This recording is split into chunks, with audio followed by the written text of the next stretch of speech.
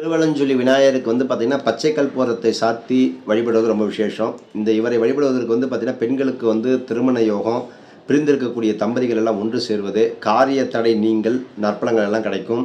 அகலிகையினால் கௌதம முனிவர் சாபத்திற்கெல்லாம் ஆளான இந்திரன் இவரை வழிபட்டு சாப விமோசனம் பெற்றதாக சொல்லப்படுகின்றது. கைலாயத்தில் சிவன் பார்வதி ஆடிக்கொண்டிருந்த அந்த சொக்காட்டன் ஆட்டத்தில் சிவன் வென்றதாக பொய் தீர்ப்பு வழங்கிய திருமால் பார்வதியால் பார்த்திங்கன்னா குருட்டுமலை பாம்பாக அலையுமாறு சபிக்கப்பட்டார்.